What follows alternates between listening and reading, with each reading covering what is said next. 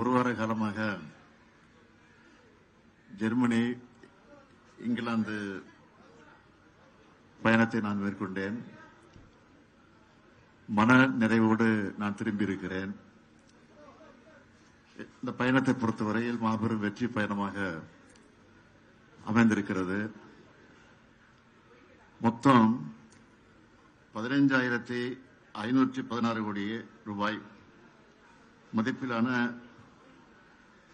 முதலீடுகள், அதாவது 15,516 கோடி ரூபாய் மதிப்பிலான முதலீடுகளை ஈர்த்து 17,613 பேருக்கு வேலை வாய்ப்பு அளிக்கக்கூடிய வகையில் 33 புரிந்துணர்வு ஒப்பந்தங்கள் போடப்பட்டிருக்கு.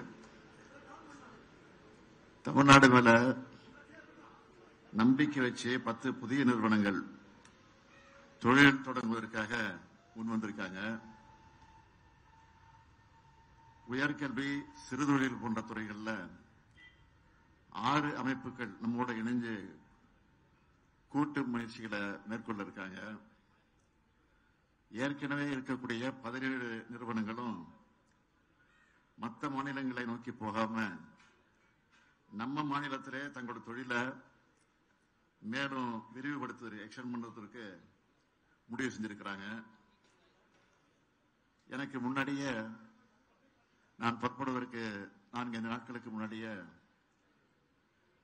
என்னுடைய இந்த ஒட்டுமொத்த பயணத்தை முறைப்படுத்துவதற்காக மிக சிறப்பாக ஒருங்கிணைச்சு அந்த பணியை வெற்றிகரமாக நடத்திய தொழில்துறை அமைச்சர் தம்பி டிஆர்பி ராஜா அவர்களுக்கு முதல்ல நன்றியை தெரிவிச்சுக்கிறேன். அதேபோல அவருக்கு துணையாக இருந்த அதிகாரிகளுக்கு என்னுடைய மனமார்ந்த வாழ்த்துக்களையும் பாராட்டுக்களையும் தெரிவிச்சுக்கிறேன். தொழில்துறை அமைச்சரை பொறுத்த வரைக்கும் ஒரு துடிப்பான தொழில்துறை அமைச்சராக நம்முடைய ராஜா இந்த பயணத்தின் மூலமாக ப்ரூவ் பண்ணியிருக்கிறாரு. கடந்த 4 ஆண்டு காலத்தில் மேற்கொண்டிருக்கக்கூடிய என்னுடைய பயணங்களுக்கெல்லாம் முத்தாய்ப்பாக இந்த பயணம் அமைஞ்சதுன்னு சொன்னா அது மிகையாகாது. இந்த ஃபாரின் விசிட்ல தான் மிக அதிக அளவிலான முதலீட்டுகள் ஏற்கப்பட்டிருக்கு என்பதையும் மகிழ்ச்சியோடு நான் தெரிவிச்சுக்க விரும்புகிறேன். ரொம்ப சக்சஸ்ஃபுல் டூர். இந்த டூரு ரொம்ப ப்ரௌடான டூராக இந்த பயணம் அமைஞ்சிச்சு. அது ஏன்னா உங்களுக்கே தெரியும், இந்நேரம் உங்களுக்கு தெளிவாக தெரிஞ்சிருக்கும்னு நினைக்கிறேன்.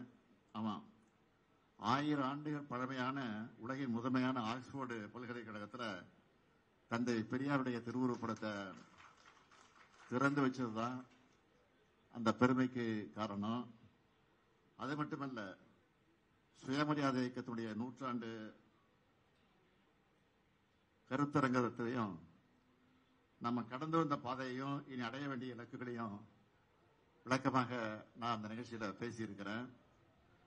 அதோட அயலக தமிழர்கள் சந்திப்பு கூட்டங்களில் பேசினது, சோயாஸ் பல்கலைக்கழக மாணவர்கிட்ட திராவிட மாடல் பற்றி பேசினது, லண்டன்ல இருக்கக்கூடிய பொது உடைமை தத்துவ மாமேதை கார்ல் மார்க்ஸ் நினைவிடம், சட்ட மாமேதை புரட்சியாளர் அம்பேத்கருடைய வாழ்ந்த இல்லம், அதே போல திருவள்ளூர் சில தமிழ் காதலர் ஜி போப் அவர்கள் நினைவிடம் போன்ற இடங்களுக்கெல்லாம் சென்று பல பெருமைகளோடு நான் திரும்பி இருக்கிறேன். முதலீடுகளை ஈர்க்க சென்ற முதலமைச்சரா மட்டும் இல்ல, பெரியாரின் பேரனா, திராவிட இயக்கத்தை சார்ந்த தலைவரா, சுயமரியாதை உள்ள ஒரு தமிழனா, இந்த பயணம் எல்லா வகையிலும் எனக்கு பர்சனலா மறக்க முடியாத பயணமாக அமைஞ்சிருக்கு. சில வேலை இதெல்லாம் பொறுத்துக்க முடியல. அதனாலதான் எதுக்கு இந்த வெளிநாட்டு பயணம், இங்க இருக்கக்கூடிய நிறுவனங்களை சந்திச்சு பேசினா போதாதா என்னெல்லாம் அறிவுபூர்வமா கேட்கறதா நினைச்சுக்கிட்டு புலம்பி இருக்கிறாங்க.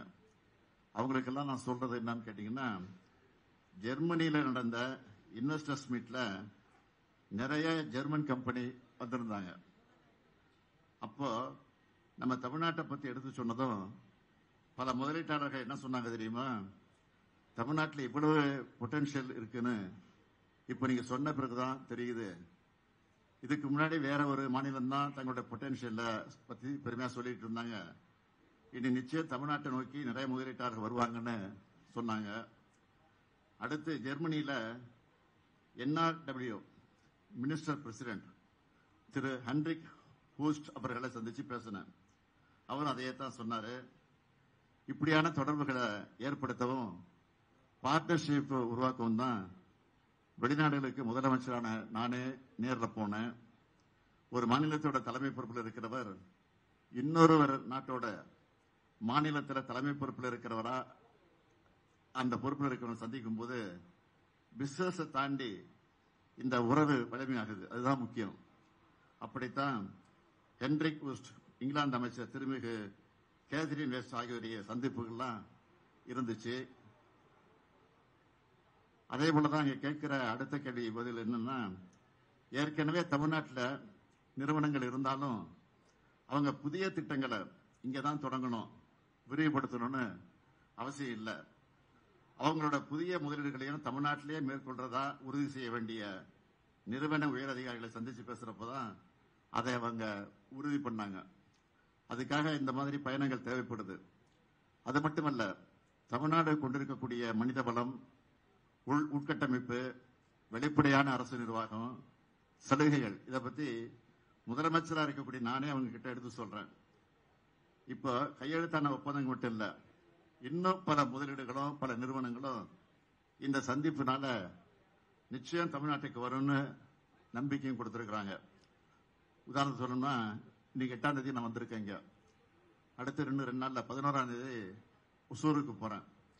அங்கே ஒசூருக்கு சென்று 2000 கோடி ரூபாய் மதிப்பீட்டில் அமைக்கப்பட்டுள்ள டெல்டா எலக்ட்ரானிக்ஸ் தொழிற்சாலை ஆட்டோமேட்டட் லேன் அமைப்பையும் பணியாளர் தங்குமிடக்கூடிய இடத்தையும் திறந்து வச்சு 1100 கோடி ரூபாய் மதிப்பிலான புதிய தொழிற்சாலைகளுக்கு அடிக்கல் நாட்ட இருக்கிறேன். அதே மாதிரி ஏற்கனவே தூத்துக்குடியில நடத்தின மாதிரி ஒசூர்லையும் முதலீட்டாளர் மாநாட்டை நடத்த போறோம். அங்கேயும் பல ஆயிரம் கோடி ரூபாய் முதலீடு வர இருக்கு. தொழில் முதலீடுகளை ஈர்க்கிறதுக்கான எங்களோட வெளிநாட்டு பயணங்களும் இங்க மேற்கொள்ளும் பயணங்களும் எப்பவும் நிற்காது, இது தொடரும். நன்றி. சார், எதிர்கட்சி தலைவர் எடப்பாடி பழனிசாமி உங்களுடைய வெளிநாட்டு பயணம் என்பது உங்களுடைய முதலீட்டுக்காகத்தான் நடத்தின ஒரு விமர்சனத்தை முன் வச்சிருக்கிறாரு. ஒரு வகையில சொல்றது, முதலீடு பண்ண போனது இதை பத்தி திருச்சி சொல்லியிருக்கிறாரு. நான் என்ன பொறுத்தவரைக்கும் சொல்ல விரும்புறது, சுயமரியாதை கொள்கையில முதலீடு செஞ்சுட்டு வந்திருக்கிறேன். தந்தை பெரியாருடைய உணர்வுகளை, பெரியாரை பத்தி அந்த நாட்டில் முதலீடு பண்ணிட்டு வந்திருக்கேன். அதுதான் உண்மை. அதுதான் அந்த அடிப்படையில் சொல்லியிருப்பாரு நினைக்கிறேன். சார், அதிமுக செங்கோட்டையன் அவருடைய பதவி பறிக்கப்பட்டிருக்கு. இதை பத்தி உங்களுடைய கருத்து என்ன சார்? ஆக்கபூர்வமான கருத்துக்களை பேசிட்டு இருக்கிறோம். இந்த அக்கபூர்வமான கேள்வி தான் கேட்கறீங்களா? சார், தமிழர்களை சந்திச்சீங்க. தமிழர்கள் தமிழ்நாட்டில் முதலீடு செய்யணுங்கிற மாதிரி அழைப்பு விடுத்தீங்க. அவங்களோட எதிர்பார்ப்பு என்னவா இருக்கு சார்? அவங்களோட ஆர்வம் என்னவா இருக்கு? அளவு கடந்து ஆர்வமா இருக்கிறாங்க. அதான் சொன்ன ஏற்கனவே தெளிவா சொல்லியிருக்கிறேன். ரொம்ப போட்டி போட்டுக்கிட்டு அவங்க முதலீடு செய்யறது தயாரா இருக்கிறாங்க. அதே மாதிரி தான் அந்த நிலையை நேரடியாக நாங்களே பார்த்தோம். நன்றி.